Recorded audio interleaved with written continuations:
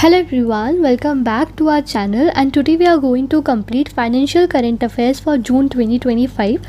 हम जुलाई 2025 के financial current affairs already cover कर चुके हैं. अभी हम जून स्टार्ट कर रहे हैं एंड देन टाइमली हम अगस्त के करंट अफेयर्स भी कवर करेंगे and also for other months that are important for our upcoming examinations. So today we are going to start with financial current affairs for June 2025. इसमें हम banking, RBI related, economy related everything we will cover in this today's class which will be very important for your upcoming examinations because financial current affairs का weightage काफ़ी ज़्यादा आता है in exams such as RBI and NABARD both. We have seen in previous years NABARD GA paper was very much dominated by financial current affairs news.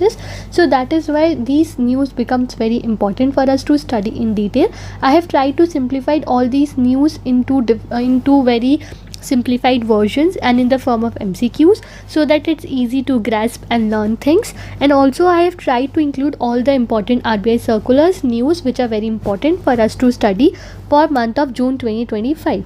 So let us start with financial current affairs of June 2025 with first MCQ as the Monetary Policy Committee reduced policy repo rate in June 2025 to what percentage? इसका मतलब है अभी हम पढ़ने वाले हैं monetary policy committee की जो रिपोर्ट्स आती हैं वो अभी हम डिटेल में पढ़ने वाले हैं. It was released in June 2025 but क्योंकि I am making this video in late of August it has also been released in August 2025. तो हम जून एंड अगस्त दोनों को कंपेयर करके पढ़ेंगे बिकॉज हमारे लिए जो लेटेस्ट अगस्त का डेटा है वो इम्पॉर्टेंट हो जाता है. But because we are doing current affairs of June, we will also study June current affairs for Monetary Policy Committee report data.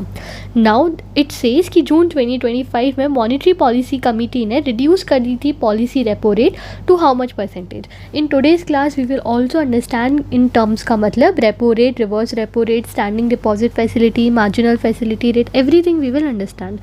So first of all repo rate कितना कर दिया था? repo rate कर दिया था in June 2025 as 5.50%. So C is the right answer. हम इसे detail में कवर करेंगे, सारी रिपोर्ट्स पढ़ेंगे तो आपको तब याद हो जाएगा. First let us solve just MCQs. Now second question is as per June 2025 MPC report the cash reserve ratio was reduce from 4% to 3%. Now it is saying कि CRR को रिड्यूस कर दिया था ऑलरेडी 4% से 3% तक. How was this reduction implemented? इस reduction को कैसे इम्प्लीमेंट किया गया है?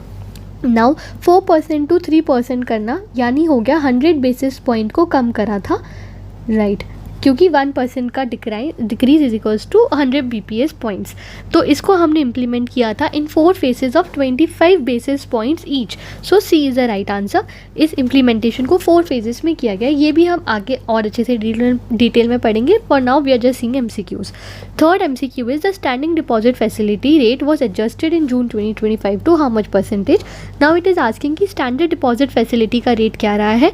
So that is 5.25%. So D is the right answer. Now we will also remember all these data, these facts, these dates and we will understand meaning of different terms. So let us start. No, first of all we have to see some more MCQs. So fourth MCQ is as of December 2024 India's credit to deposit ratio stands at what? So this is one of the most important MCQ that is asking to you about credit deposit ratio. We will also understand the meaning of credit to deposit ratio but for now just let us learn what is this credit deposit ratio, the number. So it stood at 81.84%. So C is the right answer. Also the last question, real GDP growth rate for financial year 24-25 was recorded at how much percentage? So monetary policy report also gave us real GDP data. So real GDP उनके हिसाब से for 24-25 was recorded at 6.5%. So you have to remember this data also. Now let us understand in detail Monetary Policy Committee. So what is Monetary Policy Committee and what does it prepare? इसका मतलब क्या होता है? We will understand all of those things. So what is Monetary Policy Committee? Monetary Policy Committee एक 6 लोगों की committee है, a 6-member committee. So number first fact that you have to remember that it is a 6-member committee जिसमें RBI और government दोनों के representatives हैं. In these 6 members, 3 are representatives of RBI और 3 representatives हैं गवर्नमेंट ऑफ इंडिया के. And who is the chairman of this committee? So governor of RBI is acting as the chairman of monetary policy committee. इस policy committee का काम क्या होता है? It decides की policy interest rates specially repo rate to achieve the inflation inflation target, यानी बोल रहा है कि इस पॉलिसी कमेटी का काम है इन्फ्लेशन टारगेट को अचीव करना एंड ये करना, एडजस्ट करना जो भी पॉलिसी इंटरेस्ट रेट्स है उस हिसाब से, ताकि हम इन्फ्लेशन टारगेट को अचीव कर पाएँ. Now what is the inflation target under this? So inflation target is kept at 4% with a tolerance band of +-2, यानी कि 2 से 6% के अंदर इन्फ्लेशन रखने का काम है इस मॉनेटरी पॉलिसी कमेटी का. एंड फॉर दिस टारगेट ये जो रेपो रेट्स हैं ये सब वो चेंज करते रहते हैं, ताकि इस टारगेट को, इस इन्फ्लेशन टारगेट को एक रेंज में, दैट इज़ +-2% और 4%, दैट इज़ 2 to 6% के रेंज में, के बैंड में रखा जाए. It also wants to ensure balance between price stability and economic growth. तो ये काम हो गया, मैंडेट हो गया, ऑब्जेक्टिव हो गया मॉनेटरी पॉलिसी कमेटी का. And to fulfil this mandate और objective, what does monetary policy committee do? It decides की policy interest rate, especially repo rate, ताकि इन्फ्लेशन टारगेट को अचीव किया जा सके. So I hope I am clear on this part. Let me just again make you revise कि what is monetary policy. Monetary policy committee एक 6 member की committee है consisting of RBI and government of India representatives. Now its mandate or objective is to keep inflation target within the band, and the band is 2 to 6%, that is 4% का range with +-2%, यानी कि 2 to 6%. And इस inflation target को band में, range में रखने के लिए इट डिसाइड्स की policy interest rate, especially repo rate, all the standing deposit facility rate and etcetera. Right.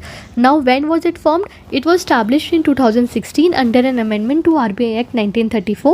Objective is bringing transparency and collective decision making in monetary policy. So, ये कब form हुई थी, कब स्टैब्लिश हुई थी? In 2016 under an amendment act of RBI Act of 1934. This fact also you have to remember.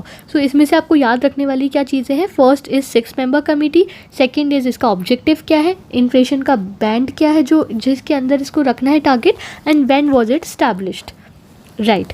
Now we understood this कि its composition is of 6 members, जिसमें RBI की साइड से 3 members हैं, गवर्नमेंट ऑफ इंडिया की side से 3 members हैं.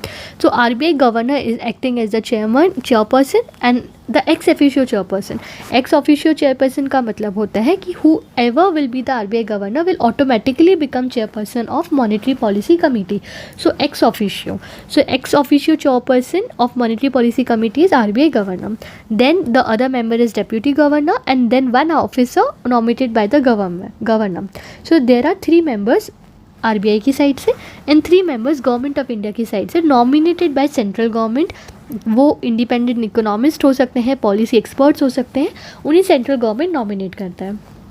Then meetings, ये आपको याद रखना है, this is also very important. MPC must meet at least 4 times a year, that is quarterly, यानी कि MPC मैंडेटेड है, इट इज़ कंपल्सरी कि ये कमेटी एटलीस्ट 4 times मिले एक साल में, यानी once in every 3 years. But in practice it means 6 times a year, that is bimonthly, यानी कि MPC मट meets at least 4 times a year, this is mandatory. But actually MPC meet 6 times a year, that is bimonthly. But the mandation, मतलब legally जो mandatory है वो 4 times a year है. Duration होता है 3 days. It meets, discussions and votings happens and then dates are announced in advance in RBI's monetary policy calendar. Now how is decision made? There are 6 members यानी 6 votes. हर member का 1 vote होता है, each member 1 vote यानी 6 vote. But decision will be taken by majority vote. For example अगर 4:2 का decision आया है तो जो जिन्होंने 4 वोट किया है वो डिसीजन को लागू किया जाएगा, majority voting. But what if the decision is a tie, तो governor will have a casting vote. यानी मान लेते हैं कि अगर कोई डिसीजन नहीं बन पा रहा है या मेजॉरिटी वोट से नहीं लिया जा रहा है, टाई हो गया है, तो गवर्नर कास्टिंग वोट करेगा और जो भी गवर्नर डिसीजन लेगा फिर वो माना जाएगा. So governor has a casting vote. Now, what has Monetary Policy Committee said about different rates? So first is policy repo rate. Now what is a repo rate? We will understand this. पर आपको याद रखना है कि repo rate कितना कर दिया गया है. So earlier the repo rate was 6%. Now it has been reduced to 5.50%. यानी reduction of 50 basis point, because 1 basis point is equals to 0.1% and 50 basis points is equals to 0.50%. तो क्योंकि 0.50% से डिक्रीज किया है, इसका मतलब है 50 basis point कम हो गए हैं. So now it has become 5.50%. So repo rate is now 5.50%. Now what is repo rate और इसका मतलब क्या होता है, I will explain you in easy term.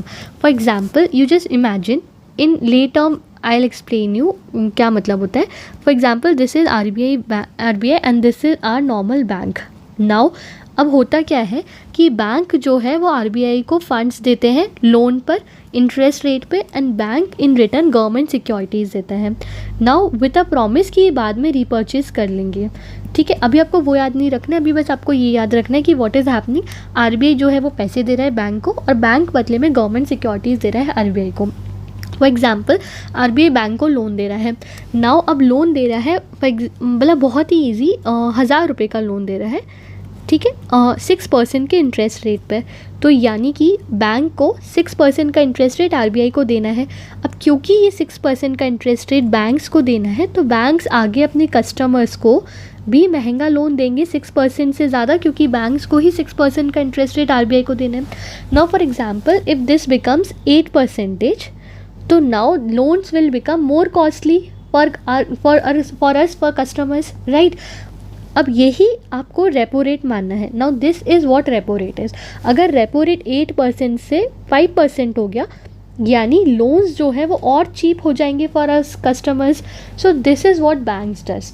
अब मॉनेटरी पॉलिसी में क्योंकि रेपो रेट पहले 6% था, अभी 5.5% हो गया है, यानी कि loans will now become cheaper to us. Repo rate कम हो गया है. Now when is this done, because in economy में, because there are different sides to economy and different चीज़ें होती हैं. There are 2 policies mainly followed, expansionary policy and contractionary policy. So what happens is, अगर मान लेते हैं कि economy में इन्फ्लेशन ज़्यादा है. नाउ क्योंकि अभी हमने समझा कि MPC कमेटी का काम क्या है कि अगर इन्फ्लेशन को उसको बैंड में रखना है, राइट. अगर इन्फ्लेशन ज़्यादा है इसका मतलब है कि मनी इकोनॉमी में ज़्यादा है. नाउ इस मनी को इकोनॉमी में ज़्यादा है तो कम करने के लिए क्या करना पड़ेगा, इस मनी को कम करने के लिए लोन्स को महंगा करना पड़ेगा, ताकि जो कस्टमर्स है वो लोन्स ना ले पाए इतने ज़्यादा, बैंक्स जो है वो ज़्यादा इंटरेस्ट रेट पे दे. So what will RBI do, RBI will increase repo rate. इसका मतलब है now if repo rate become for let's say 8%, so now giving loans will become very costly and taking loans will become costly. अगर मान लेते हैं कि economy में inflation काफ़ी कम है, यानी लोगों के पास पैसा भी नहीं है, तो then RBI will reduce repo rate. Now the repo rate if become 3%, मतलब लोन्स को लेना will become very cheap.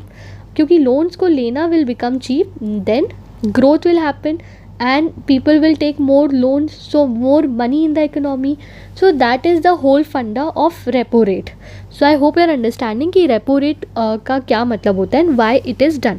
So repo rate is the rate at which RBI lends short term funds to commercial banks against government securities. It controls inflation and liquidity. Repo rate का काम क्या होता है, inflation और liquidity को control में रखना. Because अगर रेपो रेट बढ़ा दिया then loans taking will become costly. अगर रेपो रेट को कम कर दिया यानी अब लोन्स लेना और आसान हो जाएगा, loans will become cheaper and directly it will impact inflation, because more money if there is an economy it means inflation, then it needs to be controlled, यानी रेपो रेट को बढ़ा देंगे. if there is less money in the economy मतलब inflation कम है, यानी loans needs to be become cheaper और हम repo rate को कम कर देंगे ताकि loans लेना cheap हो जाए. so this is the whole concept of repo rate. High repo rate means borrowing cost for banks increases and lower repo rate means cheaper funds. I hope you are understanding this. If not, you can comment down and I'll bring separately a class on this, because this is a very huge topic in itself and it's not easy to understand or make you understand in just 5 minutes topic. So I'll bring a detailed class on these topics because these are my favorite topics and I love to teach on these kind of practical economic topics. So I just love teaching them. If you want, I'll bring a separate video on it, but if you are understanding it here only, this much is enough and it's very good for you. Now we will understand second rate, that is marginal standing facility and bank rate. तो पहले marginal facility rate, marginal standing facility क्या था, rate 6.25%, but now it has revised to 5.75%, यानी again 50 basis point से कम कर दिया है. You also have to remember कि 50 basis point से कम कर दिया है from 6.25% to 5.75%. Now what is marginal standing facility rate. Marginal standing facility rate यानी कि अगर ओवरनाइट बोरो करना है because of short of funds by pledging government securities. Now what happens is, for example, banks में shortage हो गई है funds की, due to there are several reasons to this. Now because of shortage of funds, overnight borrow करना है. अब कोई भी चीज़ अगर हम जल्दबाजी में बोरो करेंगे या शॉर्ट ड्यूरेशन के लिए बोरो करेंगे, वो ज़्यादा इंटरेस्ट रेट के साथ आती है. It is more riskier and it needs to be paid higher rate of interest. अगर आप ओवरनाइट बोरो कर रहे हैं, a facility that allows banks to borrow overnight funds means they have to pay now more interest rate. तो basically इसका जो interest rate होता है वो रेपो रेट प्लस 0.25% होता है. If repo rate is 5%, then if we do 0.25%, it will become 5.75%. यानी marginal standing facility का रेट हो गया repo rate plus 0.25%, that is 5.75%. It provides emergency liquidity support like a safety valve. यानी emergency में जब banks overnight funds को borrow करते हैं due to shortage of funds और there is less liquidity of funds, तो तब मार्जिनल स्टैंडिंग फैसिलिटी का यूज़ किया जाता है. So this is marginal standing facility. Now the third rate or ratio that we have to learn is standing deposit facility. Now standing deposit facility भी कम कर दिया गया है. Earlier it was 5.75% and now it has revised to 5.25%. That is also reduced by 50 basis point. यानी कि ये repo rate अगर आप देखो यहाँ बीच में रेपो रेट है, -2.5% करेंगे तो स्टैंडिंग डिपॉजिट फैसिलिटी है 5.25% पे, एंड अगर हम +2.5% करेंगे तो मार्जिनल स्टैंडिंग फैसिलिटी रेशो है 5.75% पे. तो ये लिक्विडिटी एडजस्टमेंट फैसिलिटी के अंदर आते हैं, LAF के अंदर, ऑल ऑफ दीज थिंग्स. तो आप ऐसे याद रख सकते हो. Now what is the difference between standing deposit facility and reverse repo rate? I will explain you in very short because it's not easy to make you understand बहुत ज़्यादा अच्छे से, but I will try to make you understand. सबसे पहले reverse repo rate का ratio देखते हैं. तो रिवर्स रेपो रेट जो है वो अनचेंज्ड है. It is 3.35% because now RBI is actively using standing deposit facility and not reverse repo rate. क्योंकि क्या डिफरेंस है और क्यों अब RBI standing deposit facility use कर रहा है और क्यों रिवर्स रेपो रेट यूज़ नहीं कर रहा है, this also I will make you understand. And reverse repo rate क्या होता है? जैसे अगर हमने रेपो रेट पढ़ा था, रेपो रेट क्या था? रेपो रेट मतलब RBI is giving loans at higher interest rate और lower interest rate to banks. Now it is reverse repo. मतलब रिवर्स रेपो मतलब यहाँ पर बैंक्स जो है वो RBI के पास अपना पैसा रखवा रहे हैं. If they have extra money तो वो RBI के पास अपना पैसा रखवा रहे हैं and RBI is paying them at कुछ interest rate RBI is paying them, क्योंकि वो मनी जो है वो उनके पास रखवा रहे हैं. Now it is the rate at which RBI borrows funds from commercial banks. This is opposite of repo. It absorb access liquidity from the system. For example, if banks के पास ज़्यादा पैसा होगा तो they will give cheaper loans, right. तो अगर वो हमें चाहिए, RBI वांट्स कि वो इतना लोन ना दे, चीपर लोन्स ना दे, सो RBI क्या करेगा? RBI will ask them to keep extra funds with RBI. Now RBI will provide them interest rate, ताकि बैंक्स को एक मोटिव भी होना चाहिए कि वो पैसे RBI के पास रखवाएंगे, वरना why will they give the money to RBI. तो इसलिए वो जो इंटरेस्ट रेट होता है उसको रिवर्स रेपो रेट कहा जाता है.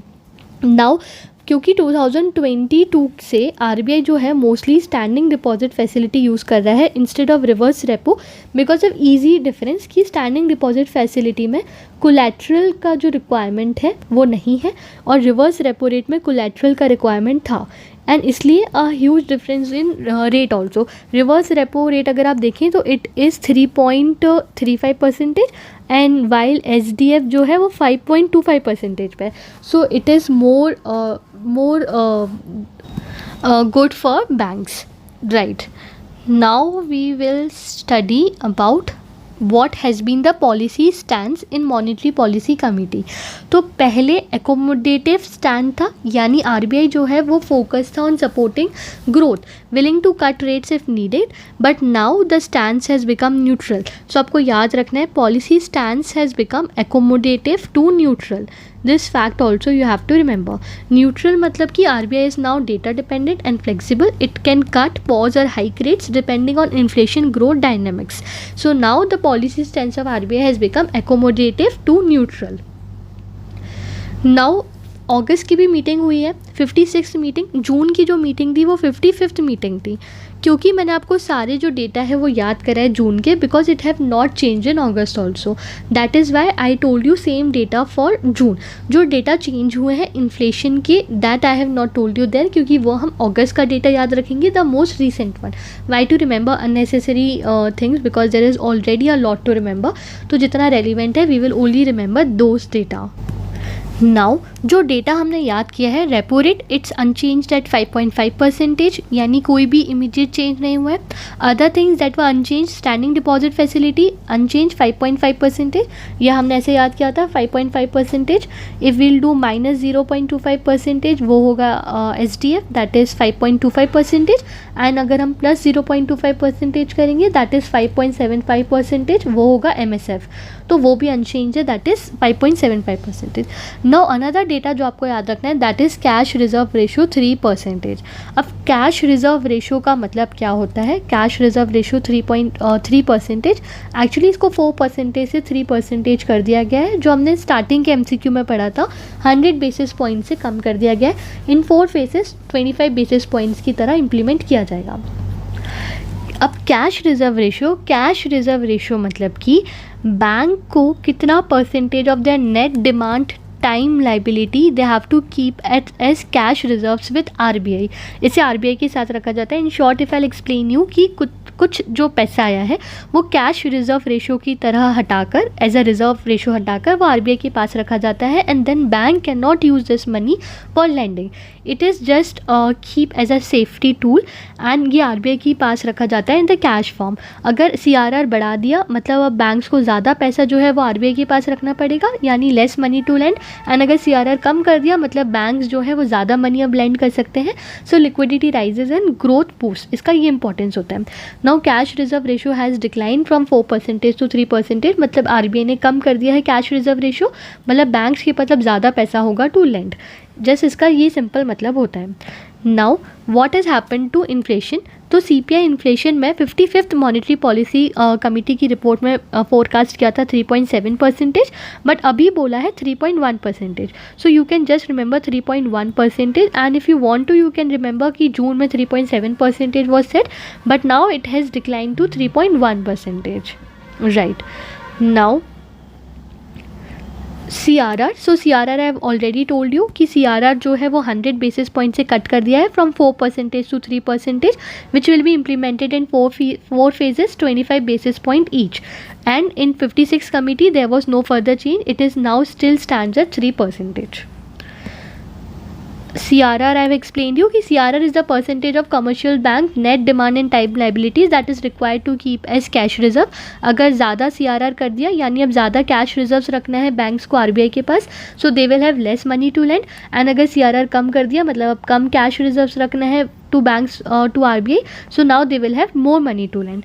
For example, if CRR is 4% and banks के पास 100 करोड़ का NDTL है, मतलब 4 करोड़ रुपए, 100 करोड़ का जो 4% है दैट इज़ 4 करोड़, 4 करोड़ रुपए जो बैंक्स हैं उनको RBI के पास रखना है एज कैश, बट अगर इसी 4% को 3% कर दिया, सो नाउ 3 करोड़ जो पैसे हैं वो RBI के पास रखना है बैंक्स को, यानी कि 1 करोड़ रुपए एक्स्ट्रा है नाउ बैंक्स टू लेंड, यानी अब बैंक्स जो है वो 1 करोड़ रुपए एक्स्ट्रा लेंड कर सकते हैं, इसका सिंपल मतलब ये है, right. Now also just remember कि real GDP growth projections as per this committee report for financial year 25-26 is 6.5%। तो इसी के साथ हमने सारा data, reports, everything we have covered. Now let me just take you back to MCQs जो हमने starting में डिस्कस किए थे, and you will feel good while answering all these MCQs, क्योंकि वो आपको अब अच्छे से समझ आ गए हैं। So just let me clear all this. जो first one was NPC committee के हिसाब से रेपो रेट कितना हो गया है, so it is 5.5%।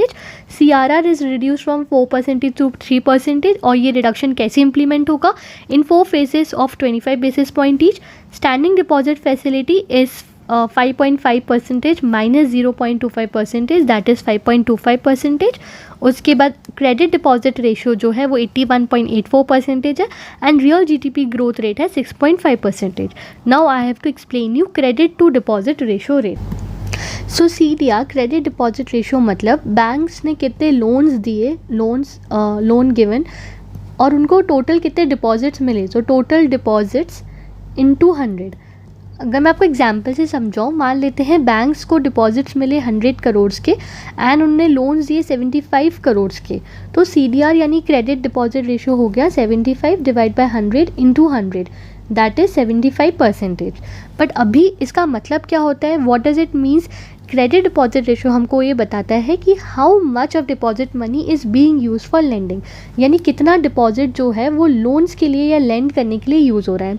If the ratio is 75% और let's say it is more than 80%, मतलब बैंक्स जो है वो लेंड कर रहे हैं ज़्यादा, there is risk of low liquidity अगर डिपॉजिट्स गिर गए तो, because banks are now aggressively lending. अगर रेशियो कम है, for example it is 40 to 50% only, मतलब बैंक्स जो है वो इतना लेंड नहीं कर रहे हैं जितना डिपॉजिट्स हैं उनके पास.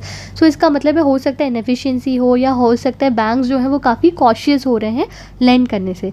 सो अभी जो इंडिया का क्रेडिट डिपॉजिट रेशियो है that is 81.84%. Right. Now let's move to another set of news that is related to banking and RBI both. So let's start with next news article that is about, yes, this. So next question says which, one second, which public sector bank headquartered in Chennai, Tamil Nadu has launched new NRI focused saving accounts and premium debit cards in 2025. यानी वो कौन सा public sector bank है जिसका headquarter Chennai में है, जिसने NRI focus saving accounts निकाले हैं एंड प्रीमियम डेबिट कार्ड्स निकाले हैं. So answer is Indian bank. Also remember कि इंडियन बैंक का हेडक्वार्टर चेन्नई में है and Indian Bank has launched new NRI focused saving accounts and premium debit cards. Now which of the following debit cards are part of Indian Bank's new premium NRI offerings? तो कौन से debit cards launch किए हैं as part of Indian Bank's new premium NRI offerings? So they are IND Delight, IND Premium and IND Plus. So Premium, Plus and Delight, ये तीन debit cards launch किए हैं as part of Indian Bank's new premium NRI offerings. So B is the right answer.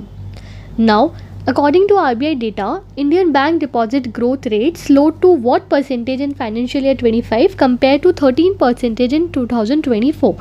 What happened is कि RBI ने कुछ data निकाला है जिसके according Indian bank deposit rate जो है वो कम हो गई है. So now it has slow down to 10.6% in financial year 2025 and in 2024 it was 13%. Next question is, in financial year 25, which category of deposit continue to hold the largest share of total bank deposits in India? Now for this let me explain you कि क्या concept है. जो bank के deposits होते हैं वो या तो टर्म डिपॉजिट्स हो सकते हैं, सेविंग डिपॉजिट्स हो सकते हैं, करेंट डिपॉजिट्स हो सकते हैं. Now term deposits are the largest share of total deposit. This fact you have to remember. Term deposits are the largest share of total deposit. For example 59.5% जो total deposits आते हैं they are term deposit. It is slightly lower than 60% in financial year 2024. उसके बाद saving deposits है. Saving deposits have also fell to 29% from 30.8% and current deposits are 9.8%. यानी सबसे ज़्यादा term deposits and then saving deposits and then current deposits. Term deposits are around 59.5%, saving deposits around 29% and current deposits around 9.8%. And deposit growth जो है वो 10.6% हो गई है from 13%. So here it is asking which category of deposits continue to hold the largest share of total bank deposits. So सबसे largest share है term deposits का, that is 59.5%. So C is the right answer. Now the next question is, which company is setting up India's largest green hydrogen generation unit at Panipat, Haryana? So कौन सी company है जो India का largest green hydrogen generation unit setup कर रही है at Panipat Haryana? So that is Indian Oil Corporation Limited. So Indian Oil Corporation Limited is setting up India's largest green hydrogen generation unit at Panipat Haryana. Now this is one of the most important question that says Indian Overseas Bank यानी IOB ने एक ट्रिपटाइट MOU sign किया है. ट्रिपटाइट मतलब 3 लोगों के साथ, with which 2 organizations to support organic farmers. So IOB plus what and plus what MOU sign हुआ है, tripartite MOU to support organic farmers. तो अगर आप नोट्स बना रहे हैं आप ये ऐसे करके फैक्ट अपने रजिस्टर में लिख सकते हैं. IOB plus Amul plus Rich Plus. So 3 organizations have signed tripartite MOU to support organic farmers. They are Indian Overseas Bank, Amul and Rich Plus. So B is the right answer. Now, which US-based tech giant partnered with Yotta Data Services to accelerate AI adoption in India? So the right answer is Microsoft. Microsoft में partnership किया with Yotta Data Services to accelerate AI adoption in India. What is the name of Yotta's sovereign cloud platform that will integrate Microsoft Azure AI services? जो इस AI की services की बात हो रही है यहाँ पे to accelerate AI adoption. So here it is asking कि what is the name of the sovereign cloud platform जो integrate करेगा Microsoft की Azure AI services. So the name of sovereign cloud platform है Shakti Cloud. So just remember कि Shakti Cloud platform है जो integrate करेगा Microsoft के Azure AI services.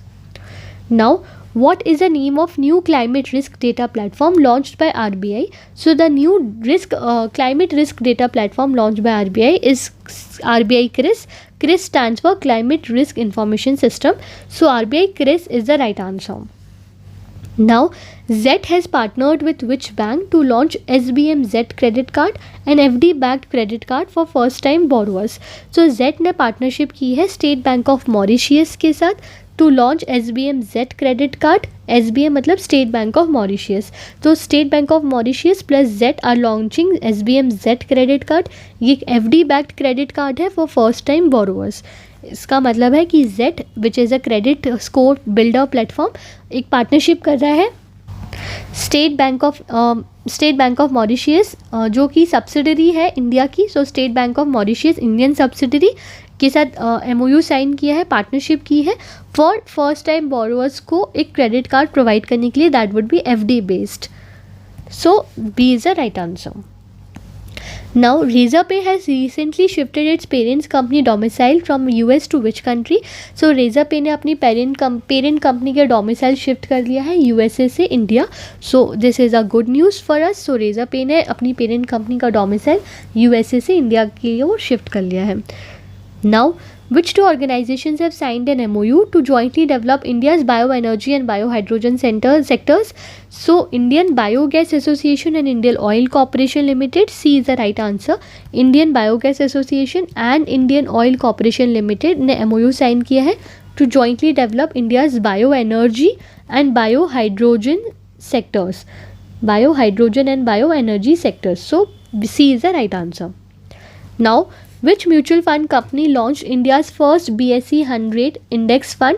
This is also very important. कौन सी म्यूचुअल फंड कंपनी ने India का पहला BSE 1000 इंडेक्स फंड लॉन्च किया है? So that is Motilal Oswal mutual fund. So Motilal Oswal mutual fund ने लॉन्च किया है इंडिया का पहला BSE 1000 index fund. Now, which fintech company received RBI's in principle approval to operate as payment aggregator cross border for export transactions? किस fintech company को RBI का approval मिला है to operate as payment aggregator cross border for export transactions? So that is Wise. B is the right answer. Now, which institution has launched scheme for writing books originally in Hindi on economics, banking and financial subjects? So RBI is the right answer. RBI ने scheme launch की है for writing books originally in Hindi on economics, banking and financial subjects. So in this eligibility will be working or retired professor of UGC recognized Indian university, and 3 prizes would be given of 1,25,000 each. So this you have to remember कि UGC recognized Indian university के working और retired professors are eligible और 3 prizes मिलेंगी और 1,25,000 each. और ये RBI ने शुरू किया है ताकि encourage कर सके original writings and research in Hindi on subjects related to economics, banking and finance. So RBI is the right answer. Now, under the 6th amendment of FEMA rules, what is a revised minimum track record required for exporters to open a DDA? So this might seems very confusing in the starting what it is about, but we will understand this news in detail.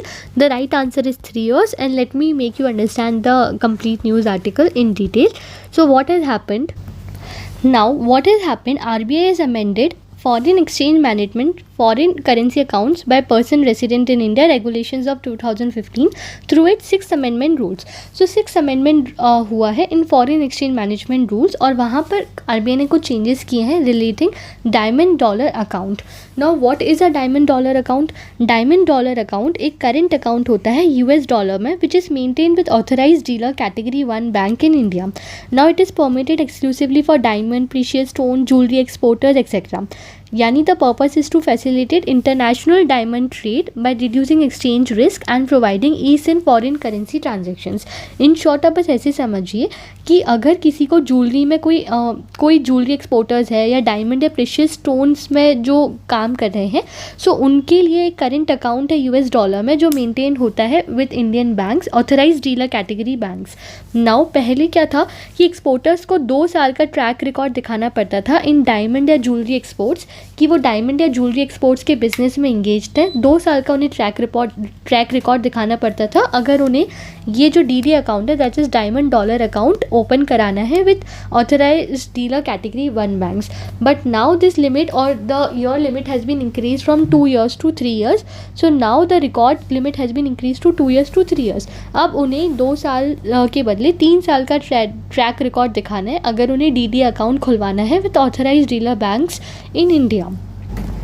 So the whole news is completely regarding this. For example, here it was MCQ also that what is the revised minimum track record required for exporters to open a diamond dollar account. So now the minimum track record जो उन्हें दिखाना है for exporters to open this account that is 3 years. But before this amendment, before these rules, it was 2 years.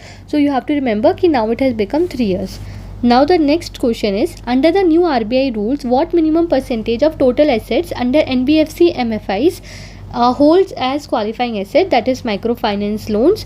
So answer is 60%. This also news you will understand by the description.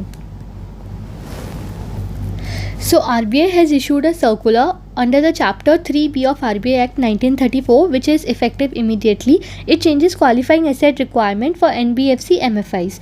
NBFC यानी कि non banking financial companies and MFIs यानी कि micro finance institutions. सो उसके asset requirement को कुछ change किया है, qualifying asset requirement को. So what was earlier rule that is before June 2025 and what is now the new rule of June 2025. अभी हम बात कर रहे हैं NBFC माइक्रो फाइनेंस इंस्टीट्यूशंस की.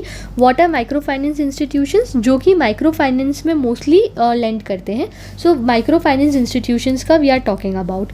सो अर्लियर रूल वॉज कि जो micro finance institutions non banking financial companies है they have to keep at least 85% of their net assets in micro finance loans और minimum of 75% of total assets must be in micro finance loans. यानी net assets का या तो 85% micro finance loans में होना चाहिए या टोटल एसेट्स का 75% माइक्रो फाइनेंस लोन्स में ही होना चाहिए for micro finance institutions. But now the new rule is कि टोटल एसेट्स का सिर्फ 60% ही उन्हें माइक्रो फाइनेंस लोन्स में रखना है या फिर 40% मतलब कि अब 40% जो एसेट है वो दूसरे टाइप की लेंडिंग में दे सकते हैं. फर्स्टली उनको 75% of total asset micro finance loans में देना पड़ता था एंड 85% ऑफ नेट एसेट जो है उन्हें माइक्रो फाइनेंस लोन में देना पड़ता था. But now this requirement is made 60%. यानी कि अब 40% जो बाकी है वो अदर लेंडिंग्स में यूज़ कर सकते हैं. For example small business loan, housing loans, vehicle loans etcetera. And for what is the other rule for other NBFC जो माइक्रो फाइनेंस इंस्टीट्यूशंस नहीं है, जो और NBFCs हैं जो कि और तरह की लेंडिंग करती हैं, not only micro finance lending. RBI says कि मैक्सिमम उन्हें 25% ऑफ एसेट देना होता है as micro finance loan.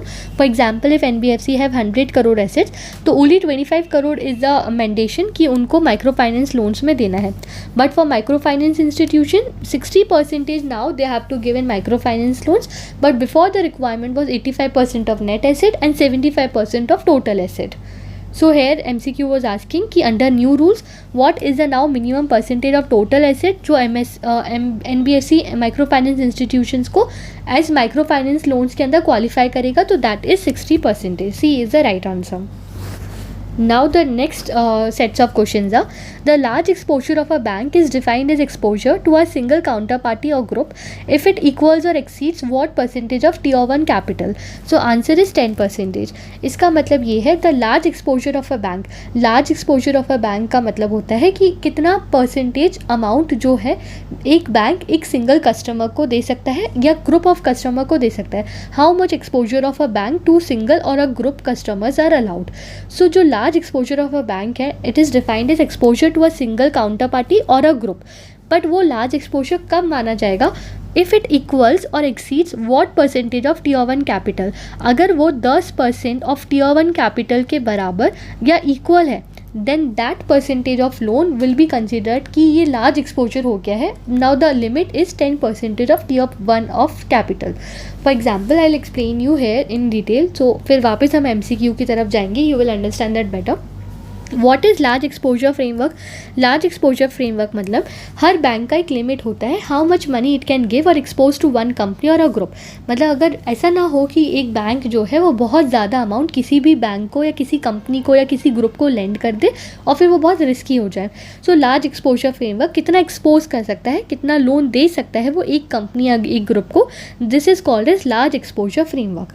Now what is a rule. Rule is कि आप एक बोरोअर को maximum 20% of banks tier 1 capital दे सकते हो and to a group you can give maximum 25% of tier 1 capital. For example अगर बैंक के पास टियर 1 कैपिटल है 1000 करोड़ की तो मैक्सिमम वो एक बोरोअर को 20% यानी 200 करोड़ दे सकता है and maximum 250 crore to group of connected companies. यानी वन बोरोअर या वन कंपनी को 200 crore and to group of connected companies maximum 25% that is 250 crore. तो मैक्सिमम इतना लोन दिया जा सकता है if of tier 1 capital. Now public sector lending क्या होता है. पब्लिक सेक्टर लेंडिंग यानी कि there needs to be some percentage of loan जो कि सेक्टर्स में दिए जाने चाहिए जो कि प्रायोरिटी सेक्टर्स हैं. फॉर एग्जांपल आप एग्रीकल्चर में लोन दें, MSMEs, housing, education, renewable energy यानी जो प्रायोरिटी सेक्टर्स है जब वहाँ पर लेंडिंग की जाएगी तो that would be called as priority sector lending.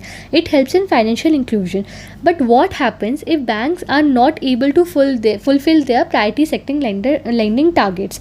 अगर बैंक्स जो है इनफ परसेंटेज ऑफ लेंडिंग नहीं कर पाते हैं टू फार्मर्स, एमएसएमईज और housing. Now you should know कि there is specific target for PSL. For example for commercial banks it is mandatory to lend 40% to PSL.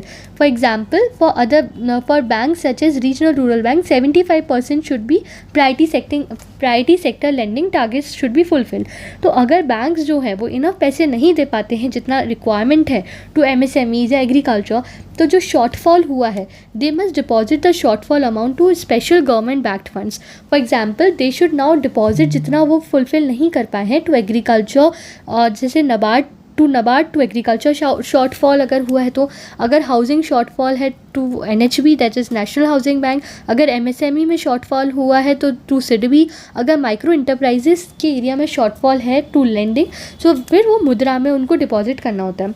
सो अगर वो लोन डायरेक्टली नहीं दे पा रहे हैं तो मनी को यहाँ डिपॉजिट कराना पड़ता है. Now what was the old rule. The old rule was कि जो डिपॉजिट्स नबार्ड में जमा हुए हैं for agriculture shortfall they were not counted under LEF framework और exposure that is large exposure framework. तो जो नबार्ड को फंड्स दिए हैं for shortfall they were not counted under large exposure framework क्योंकि ये जो डिपॉजिट्स हैं वो काफ़ी सेफ माने जाते हैं. They are not risky loans. And large exposure framework में हम वो कौन से लोन्स को ऐड कर रहे हैं दैट दे आर रिस्की कि इतना 20% से ज़्यादा लोन नहीं देना चाहिए बिकॉज इट्स रिस्की. 25% से ज़्यादा ग्रुप को लोन नहीं देना because then it becomes very risky.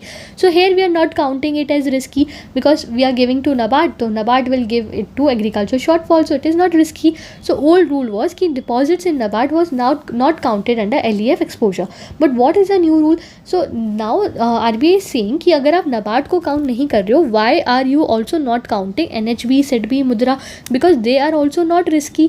इन्होंने क्या बिगाड़ा है types. So now the new rules is कि आरबीआई सेज एग्जाम्पशंस और भी इंस्टीट्यूशंस को मिलेंगे not just NABARD.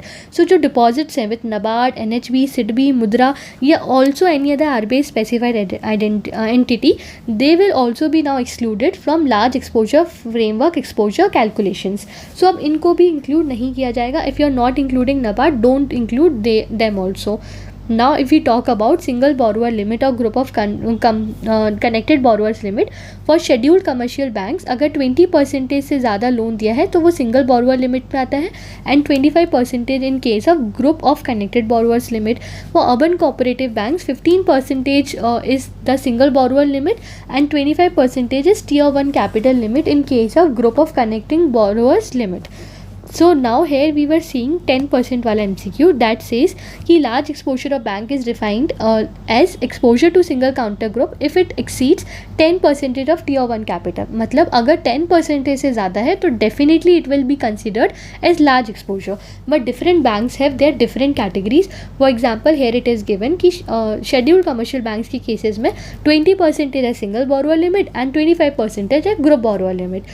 For urban cooperative bank, 15% is a single borrower limit and 25% is a group of connected borrower limit. But definitely अगर 10% से ज़्यादा है then it will come under large exposure framework category. So I hope now you understood the whole news. Now let us move to next news article that says Niveshak Shivir recently launched as nationwide campaign is jointly initiated by whom? So now you should know that Niveshak Shivir is recently launched, initiated by SEBI and IEPFA. So what is IEPFA? IEPFA stands for Investor Education and Protection Fund Authority. तो recently SEBI and Investor Education and Protection Fund Authority ने MOU sign किया है और निवेशक शिविर को launch किया है. So what will निवेशक शिविर do? What is the objective? जो भी unclaimed dividends है, जो भी unclaimed shares है, तो इन्वेस्टर्स ताकि उन्हें रिक्लेम कर पाए इसलिए उन्होंने निवेशक शिविर को लॉन्च किया है. It will promote financial literacy and awareness. If dividends and shares are unclaimed for 7 consecutive years, companies must transfer them to Investor Education and Protection Fund and investors can later claim through this IEPFA. So अगर 7 साल तक unclaimed है dividends या shares, then companies must transfer them to this fund that is called as Investor Education and Protection Fund.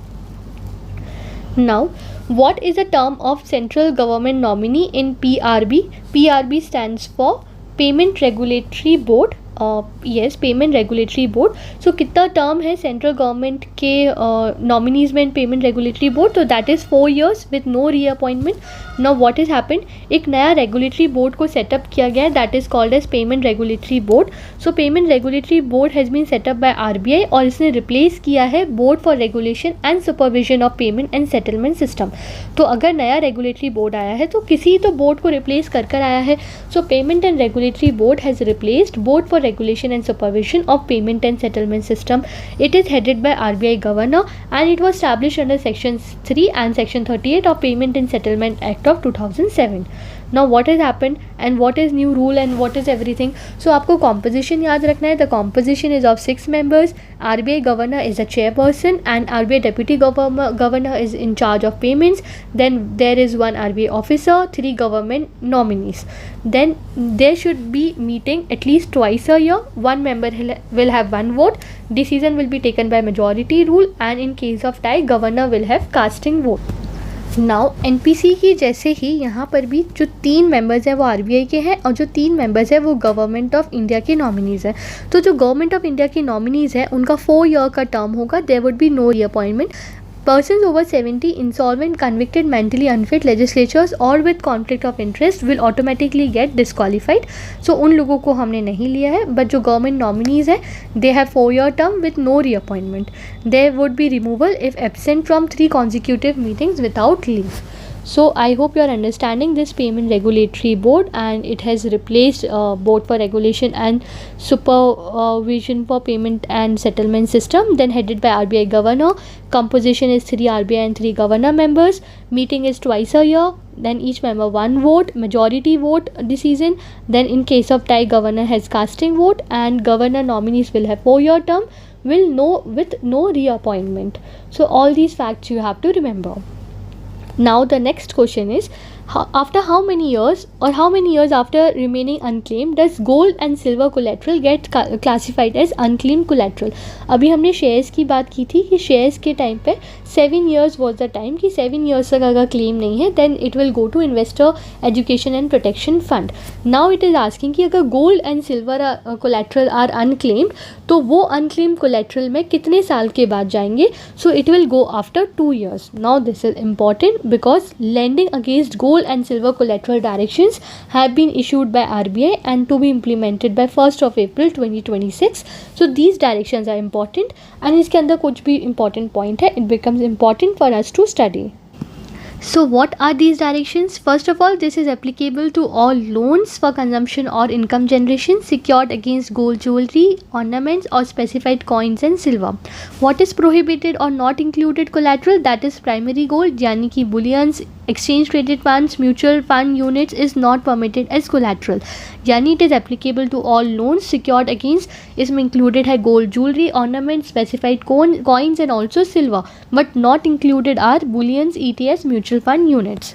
Now, what is the maximum LTV value? LTV value means loan to value ratio. So loan to value ratio maximum कितना है of loan size? So अगर loan size है up to 2.5 lakhs, so loan to value ratio is 85%. If loan size is 2.5 to 5 lakhs, then maximum LTV ratio is 80%, and above 5 lakh maximum LTV ratio is 75%.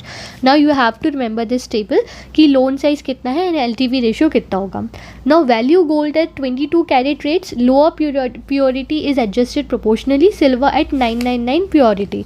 यानी gold को value किया है at 22 carat rates.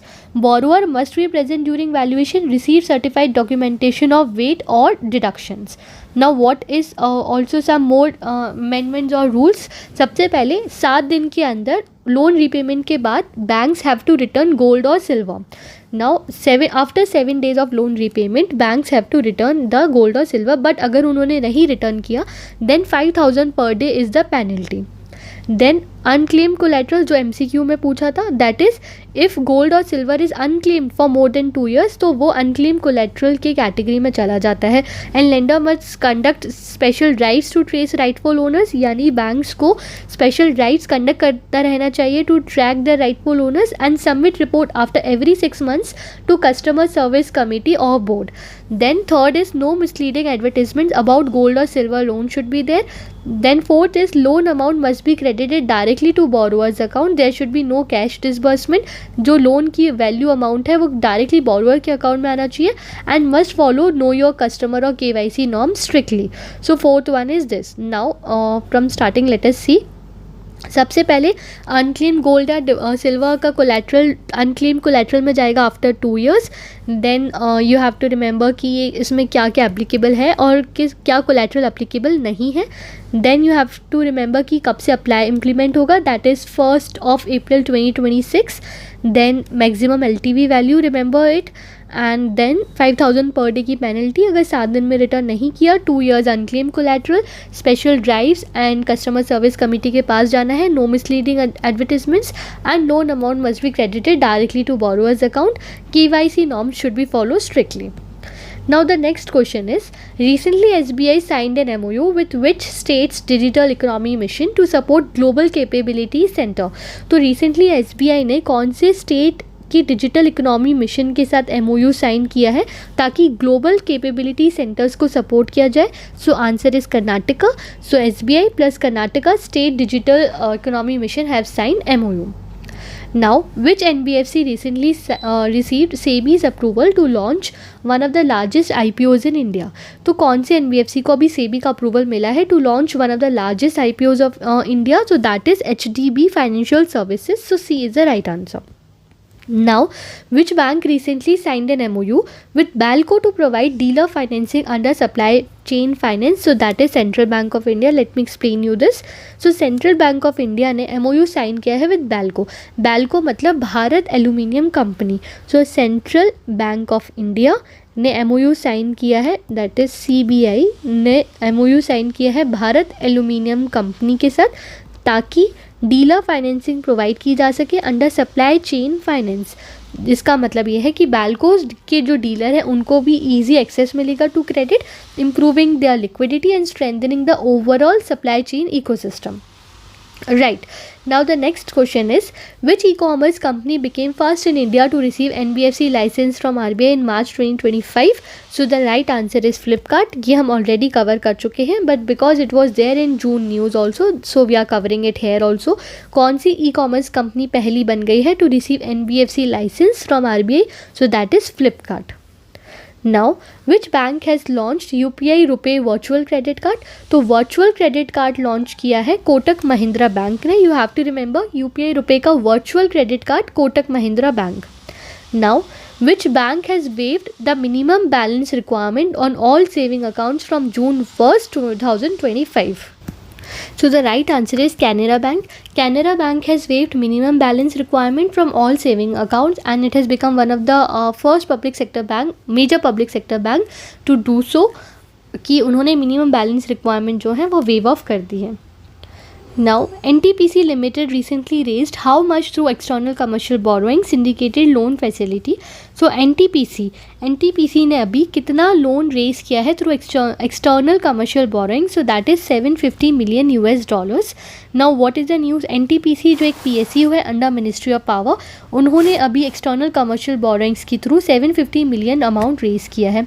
Now base issue is $500 million US and green shoe option के अंदर $250 million US issue किया है, जिसमें से bank of Baroda is mandated lead arranger and underwriter for $500 million base issue and HDFC Bank is mandated lead arranger and underwriter for $250 million green shoe option. So ये दोनों banks, Bank of Baroda for $500 million base issue and HDFC Bank for $250 million green shoe option is the lead arranger and underwriter. So NTPC ने अभी external commercial borrowings लिए हैं from this facility. Now the next question is, which NBFC microfinance institution recently signed an $100 million US multi-currency syndicated loan from South Asian and Far East banks? So answer is Credit Access Grameen NBFC. Now, which company signed an MOU with Central Bank of India to provide collateral-free financing to MSMEs and OEMs? So that is Vedanta Aluminium. C is the right answer.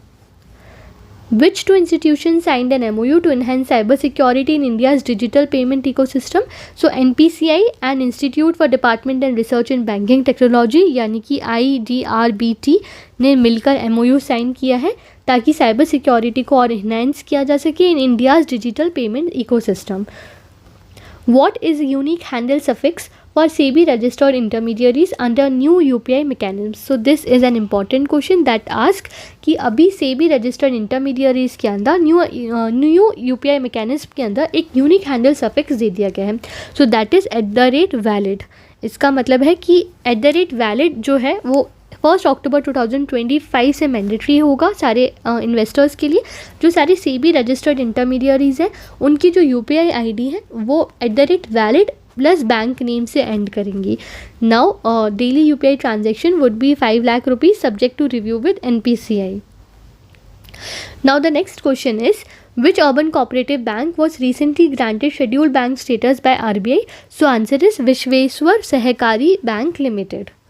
Now this RBI has granted scheduled bank status to Vishweshwar Sahakari Bank Limited, जिसका headquarter Pune Maharashtra में है under section 42 of RBI act 1934. तो schedule का status मिलने का मतलब होता है कि अब वो शेड्यूल 2 के अंदर आ गया है RBI एक्ट ऑफ 1934 के अंदर and it has become 50th cooperative bank in India and third from Pune to receive schedule bank status. Schedule bank वो बैंक्स होते हैं जो लिस्टेड होते हैं under schedule 2 of RBI act. तो क्योंकि इसको हम 2 पार्ट्स में डिवाइड करते हैं, या तो शेड्यूल्ड कमर्शियल बैंक्स हो सकते हैं या शेड्यूल्ड कोऑपरेटिव बैंक्स हो सकते हैं. जो मिनिमम पेड अप कैपिटल होता है वो scheduled status that is 5 lakh rupees and minimum capital for commercial banks is 100 crore rupees. Now February 2024 में RBI ने कुछ रिविजन्स किए थे कि अर्बन कोऑपरेटिव बैंक्स को जो कैपिटल रिस्क एडजस्टेड रेशो है वो एटलीस्ट 3% और हायर मेंटेन करना है then the tier requirement. So this is an important fact from previous news article that you may remember, and UCBs have no major regulatory or supervisory issues flagged by RBI. Now the next question is, which bank paid highest dividend of about 8,000 crores to Government of India for financial year 2025? तो about 8,000 crore का dividend pay किया है State Bank of India ने, the highest dividend pay to government of India. Now next question is, which NBFC launched India's first fully digital business loan 24/7 for MSMEs? किस NBFC ने India का पहला fully digital business loan 24/7 for MSMEs launch किया है? So that is Poonawalla Fincorp limited. Now, how many advance notices must a bank give before a KYC update is due? So some new amendments directions has been brought out of 2025. So first we will see that, and then we will come back to this MCQ. So first let us understand and read about RBI KYC amendment directions of 2025. Recently KYC directions have been amended और अभी ज़्यादा time दे दिया गया है for customers. For example, if you are a low risk customer यानी आपका एक normal saving account holder है, तो आपको 1 साल अब एक्स्ट्रा मिलेगा या फिर टाइम मिलेगा till 2026 June 30th, whichever is later, to update your KYC. Earlier bank used to freeze or restrict accounts very quickly, but now you will get extra 1 year or up to June 30th 2026. Now also business correspondents can help. Now you don't need to go bank for small KYC updates. आप banking correspondents आपके पास आएंगे, आपका self declaration लेंगे, biometric verification करेंगे and submit करेंगे. But still bank will be responsible, but आपको अब bank जाने की ज़रूरत नहीं है. Banking correspondents can help. Also what has happened, 3 reminders will be given. Banks must inform you at least 3 times in advance before your KYC is due.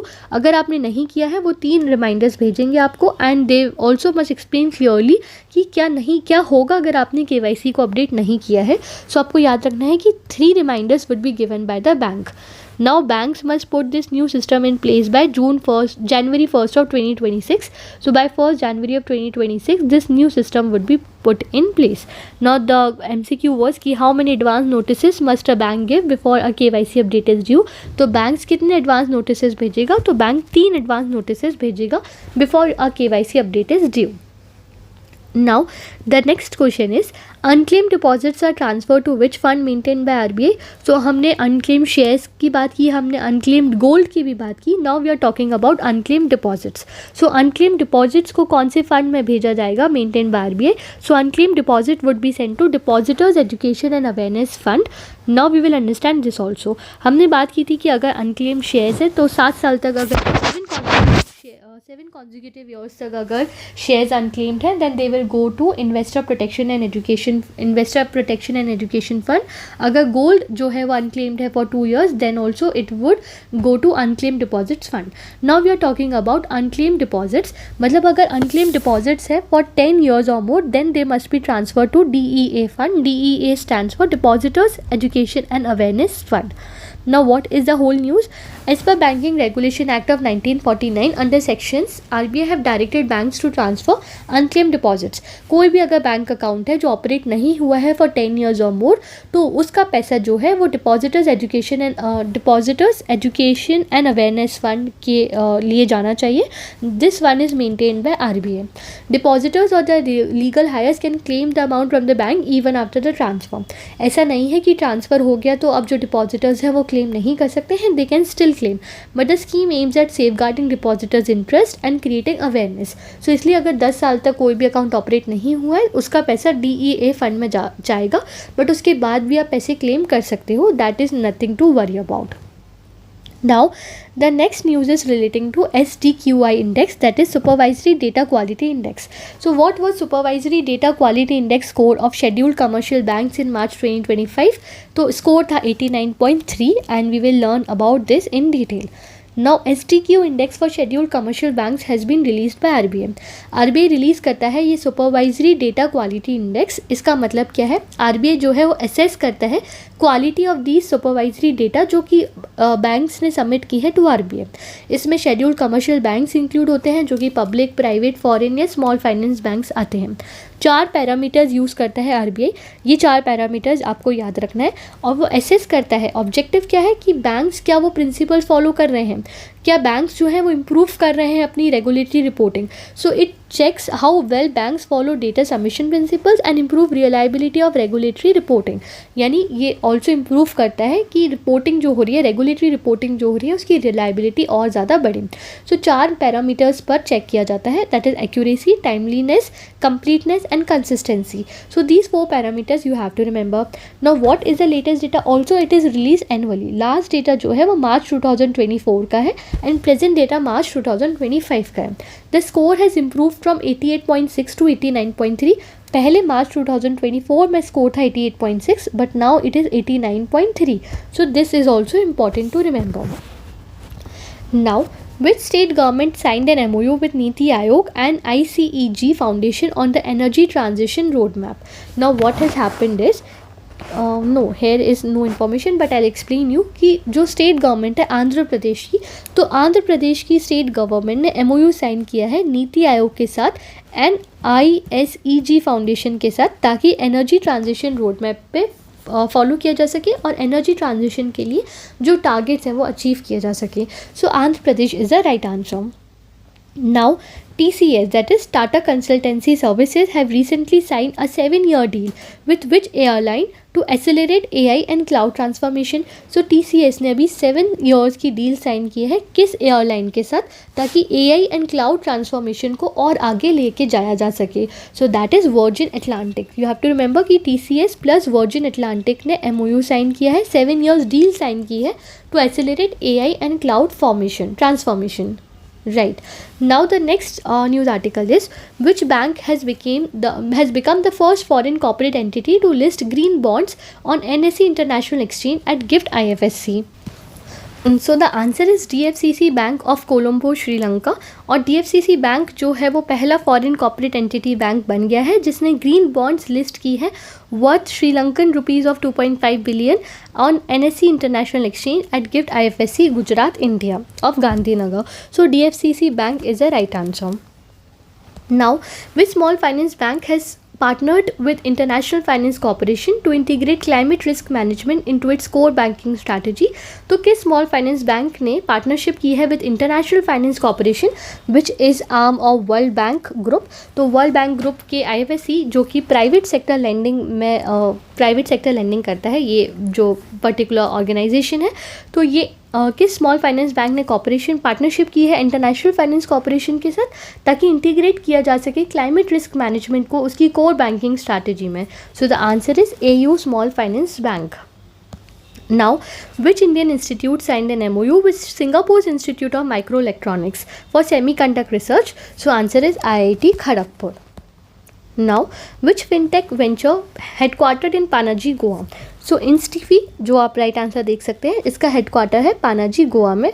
तो पानाजी गोवा में कौन से फिनटेक वेंचर का जो हेडक्वार्टर है received RBI authorisation to operate as payment aggregator? So the right answer is Instifi. Now, PhonePe has recently partnered with which bank to launch a co-branded RuPay credit card with UPI integration? The right answer is HDFC Bank. The next question is, as per RBI's June 2025 bulletin, which country emerged as top destination in Global South for greenfield investments in digital economy? So that obviously is our dear India. So India is the right answer. India has become world's largest recipient of FDI as per RBI's June 2025 bulletin. So RBI के data के according India जो है वो world का 16th largest recipient बन गया है of foreign direct investments. So 16th is the right answer. The next question is, which company listed India's first ESG stands for Environmental, Social and Governance bonds on NSE in June 2025?